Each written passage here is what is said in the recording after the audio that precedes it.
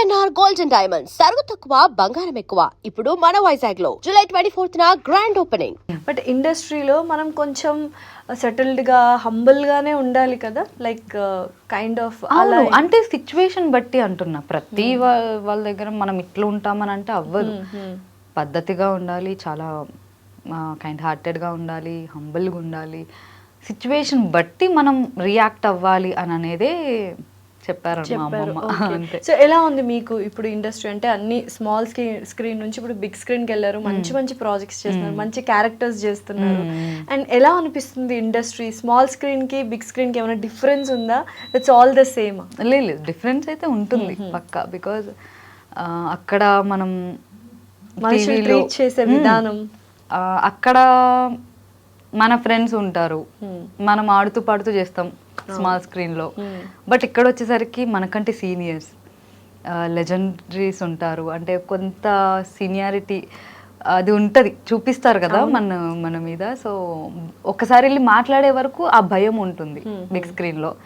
But shoot చేసేటప్పుడు కానీ ఆ షూట్ అయ్యాక బిగ్ స్క్రీన్లో మనం చూసుకుంటే ఎస్ ఇది కదా మనకు కావాల్సింది అని అనేది అనిపిస్తుంది అన్నమాట. అది ఫస్ట్ ఏ మూవీ లెజెండ్ లో చూసినప్పుడు ఆ ఫీల్ ఎలా ఉంది? పెద్ద స్క్రీన్ లో బాలయ్య గారు, బోయపాటి గారి డైరెక్షన్, అంటే తెలిసిన ఆర్టిస్టులు, ప్యాడింగ్ ఆర్టిస్టులు బోల్డ్ ఎంత మంది. What is that feeling? ఆ డే గుర్తుందా? ఉంది. ఒకసారి ఎలాబరేట్ చేస్తారా? రీక్రియేట్ చేద్దామా? నేను చాలా చిన్నపిల్లని అప్పుడు. సో నాకు యాక్టింగ్ అప్పుడప్పుడే ఇంకా నేను నేర్చుకుంటున్న స్టేజ్ అది. సో డైలాగ్ చెప్పేశాను, అయిపోయింది. బట్ రిలీజ్ అయిన తర్వాత మీరు ఇప్పుడు షూట్ డేస్ చెప్పమంటున్నారా? థియేటర్ రియాక్షన్ ఎలా ఫీల్ అయ్యారు? థియేటర్ లో అయితే మాత్రం నేను ఈగర్లీ వెయిటింగ్ నా సీన్ కోసం అని చెప్పి. ఇలానే ఉన్నా వస్తుంది. నేను అందరికి చెప్తున్నా, చూడండి ఇప్పుడే వస్తుంది. ఎందుకంటే నేనే డబ్బింగ్ చెప్పుకున్నా కదా. చూడండి అనేసరికి ఇలా ఇదిగా ఇంకా అరిచేసా, ఇంకా అక్కడ ఇంకా గోల చేసేసా అనమాట. అమ్మ చూడమ్మా అని చెప్తే డైలాగ్ చెప్పండి ఒకసారి. బ్రహ్మానందం గారు బావిలో పడిపోతారు అనమాట. సో అప్పుడు బావిలోంచి బ్రహ్మానందం గారిని బయటకు తీస్తారు బాలయ్య బాబు. సో అప్పుడు అందరం రౌండ్ సర్కిల్ చేసి చూస్తాం, ఆయన ఉన్నాడా, బతుకున్నాడా, చచ్చిపోయాడా అని చెప్పి. అప్పుడు ఉంటుంది అనమాట, అంకుల్కి 500 నరాలు స్పందిస్తున్నట్లున్నాయి, యోగా చేస్తున్నారు. లేదు నాకు తెలీదు, అంటే అది కూడా బోయపాటి గారు సేమ్ ఎలా యాక్షన్ చేయమన్నారు అలాగే చేశా. ఆయన కరెక్ట్ గా చాలా మంది డైరెక్టర్స్ యాక్ట్ చేసి చూపిస్తారంట కదా. బోయపాటి గారు చాలా స్ట్రిక్ట్. అక్కడ ఆయన ఏమనుకుంటున్నారు అదే రావాలి, లేదంటే కనుక సింగిల్ టేక్ లో అయిపోయింది. సింగిల్ టేక్ లో అమ్మా సూపర్ అన్నారు. నాకు అది ఓకే, అమ్మాయితో ఎక్కువ టేకులు తీసుకోలేదు అనుకున్నాను. ఓకే, సో అలా అంటే అదొక ఫీల్ స్క్రీన్ మీద చూసుకున్నప్పుడు. So coming back to Jabardasth, ఏంటి అంటే అక్కడ కొన్ని అందరూ అప్పట్లో జబర్దస్త్ అనగానే లేడీ గెటప్స్ ఎక్కువగా ఉండేవి, అందులో మీరు రావడం జరిగింది. సో ఆ డిఫరెన్స్ ని మీరు ఎలా ఓవర్కమ్ చేశారు? అంటే అనేవాళ్ళ లేడీ గెటప్స్ అప్పుడు నువ్వెందుకు వెళ్తున్నావు, నీకు అవసరమా అని అనేవి చాలా వినిపిస్తూ ఉంటాయి. అండ్ జబర్దస్త్ అనగానే చాలా మందికి అది ఒక లివింగ్ అయిపోయింది, చాలా మందికి బ్రెడ్ అండ్ బటర్ ఇచ్చింది, ఫ్రమ్ గెటప్ శ్రీను గారి దగ్గర నుంచి ఎవ్రీవన్. బట్ ఏంటంటే అదే లేడీ గెటప్స్ అప్పుడు మీరు ఎంటర్ అవ్వడము ఎలా అనిపించింది? సో నాకు ఫస్ట్ అసలు అంటే మేము చూస్తూ ఉండేవాళ్ళం ఇంట్లో కూర్చొని, అసలు 9 అవ్వగానే 9:30 అవ్వగానే ఉండేది కూడా ఆడియన్ గానే, రే బాగుందిరా స్కిట్లు భలే ఉంటాయంటే చూద్దాం. ఎందుకంటే అప్పుడు నేను చదువుకుంటూ ఉండేదాన్ని. సో నా కెరియర్ ఏంటంటే ఒక పక్క చదువు, ఒక పక్క షూట్ ఉంటే హైదరాబాద్కి వచ్చేసుకునేదాన్ని. బికాజ్ అమ్మ మా కోసం ఇంకా ఇక్కడ ఉండి హైదరాబాద్లో ఉండి షూటింగ్ చేసుకుంటూ మా దగ్గరికి వచ్చేవారు. సో అప్ అండ్ డౌన్ చేసేవారు. సో అట్లా చూస్తూ ఉండగా నేను అమ్మతో షూట్కి వెళ్ళా ఒకరోజు. ఒక మూవీ షూట్, అమ్మ మదర్ క్యారెక్టర్ చేస్తున్నారు. సో తన కూతురు క్యారెక్టర్ రాలేదు, ఏదో కరెక్ట్గా షూట్ డేకి తన హ్యాండ్ ఇచ్చింది. అదే టైంకి మీరు వెళ్ళారు? అదే టైంకి నేనున్నా అక్కడ. ఏందమ్మా ఇట్లా హ్యాండ్ ఇచ్చారు, ఒకసారి ఏమైనా మీ అమ్మాయి చేస్తుంది, జస్ట్ పెళ్లి కూతురు క్యారెక్టరే కదా, పెళ్లి చూపుల క్యారెక్టర్ ఎవరితో, చంద్ర గారితో. ఓకే. సో పెళ్లి చూపుల క్యారెక్టర్ ఇట్లా ఉంది అమ్మ, ఒక్కటి చూడు చేద్దాము, మీ అమ్మాయి చేస్తుందేమో అని అంటే ఇంకా అప్పటికప్పుడు ఓకే అని చెప్పి, నో మేకప్ ఏమీ లేదు, జస్ట్ ఇంకా కూర్చొని ఏదో నేను అప్పుడు రెడీ అయిన దాంతోనే, అప్పుడు నా హెయిర్ చాలా లాంగ్ ఉండే, అలానే మొత్తం అంతా మేకప్ హెయిర్ స్టైల్ అంతా చేసి కూర్చోబెట్టి సీన్ ఇచ్చారు. అది 5-6 పేజెస్ సీన్. అది ఆయనకి నాకు కాన్వర్జేషన్. సో నీకేమంటే ఇష్టం, నాకు ఇదంటే ఇష్టం, నాకు ఏ హీరో అంటే ఇష్టం, బికాజ్ ఆయన గే. నేను ఏం అడుగుతానంటే ఇట్లా అడుగుతా, అతను అడుగుతాను నీకు ఏ హీరో అంటే ఇష్టం అంటే నాకు ఇట్లా పవన్ కళ్యాణ్ గారు సంథింగ్ ఇట్లా మెగాస్టార్ అలా ఇష్టం అని చెప్తా సీన్లోనే. అతను ఏమంటే నాకు సల్మాన్ ఖాన్ అంటే ఇష్టం అని అంటాడు.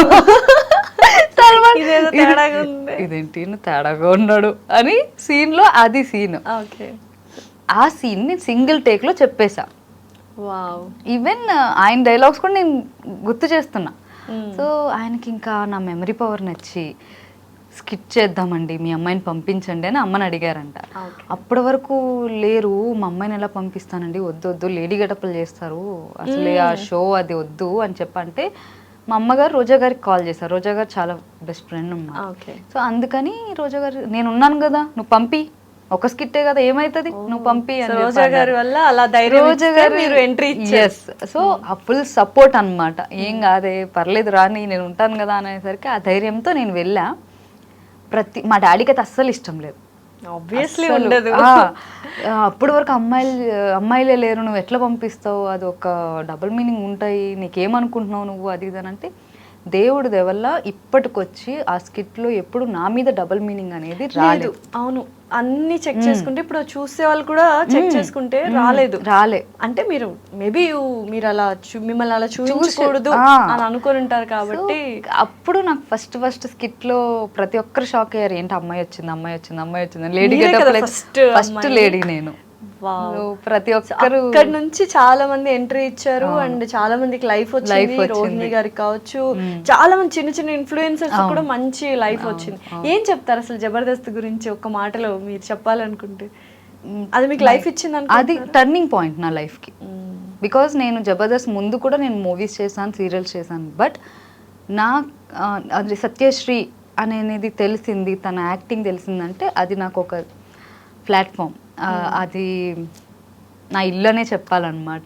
డెఫినెట్లీ. బికాజ్ నా కెరియర్ గ్రోత్ కానీ, నేను ఎప్పటికీ నేను మల్లెమాలకి కానీ, మా గురువు చంద్ర గారికి అండ్ రోజా గారు, నాగబాబు గారు, మా డైరెక్టర్స్ నితిన్ భరత్ గారికి, మల్లెమాల మొత్తం యాజమాన్యానికి అందరికీ నేను ఎప్పుడు రుణపడి ఉంటా. బికాజ్ అది లేనిదే ఇప్పుడు ఈ సత్యశ్రీ ఈ సీట్లో ఇలా కూర్చునేది కాదు.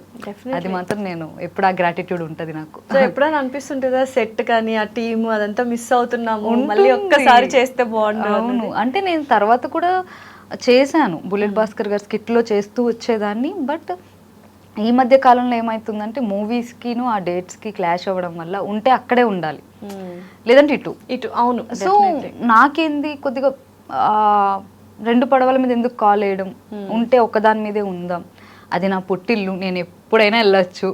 సో ఎప్పుడైనా ఆల్వేస్ వాళ్ళు వెల్కమ్ గానే ఉంటారు. సో కాబట్టి ఇంకా నో ప్రాబ్లం అని ఉంది. సో అక్కడ ఆర్టిస్టులను చూస్తే జబర్దస్త్ ఆర్టిస్టులు చాలా మంది they are like in very good position. ఎలా అనిపిస్తుంది ఎప్పుడైనా మీరు గెట్ టుగెదర్ చేసుకోవడం అట్లా ఉంటుందా? ఉంటుంది. చాలా మంది మేము అప్పుడప్పుడు కలుస్తూ ఉంటాం.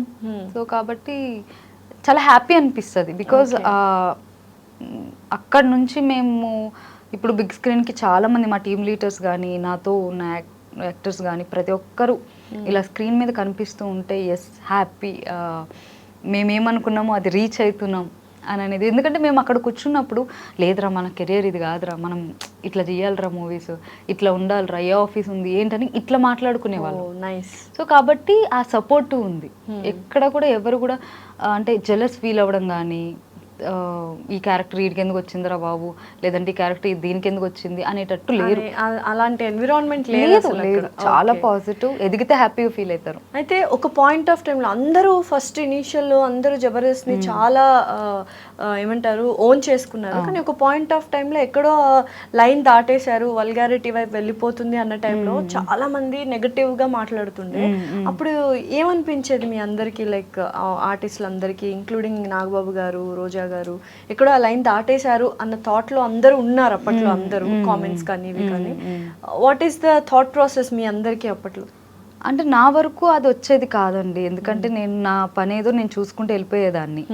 నాకేంటంటే నా మీద కౌంటర్ వేస్తే నేను ఫీల్ అవుతా. సో షో అనేది, షో ఫార్మాట్ అనేది అన్ని చూసుకునే వాళ్ళు చేస్తున్నారు. అలా అని చెప్పి ఒక ఆడపిల్ల మీద డబుల్ మీనింగ్ వేయలేదు. ఏ రోజు ఒక ఆడపిల్లని తక్కువ చేసి ఆ షో చూడలేదు. సో ఎప్పుడైనా డబుల్ మీనింగ్ వేస్తే అది లేడీ గెటప్స్ మీదే వేసారే తప్ప మా మీద వేసుంటే కనుక మేము అప్పుడు మేబీ రియాక్ట్ అయ్యే వాళ్ళం.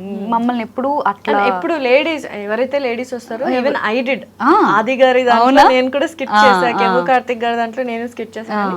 అమ్మాయిల మీద ఎప్పుడు చేయలేదు అనేది ఏముంది.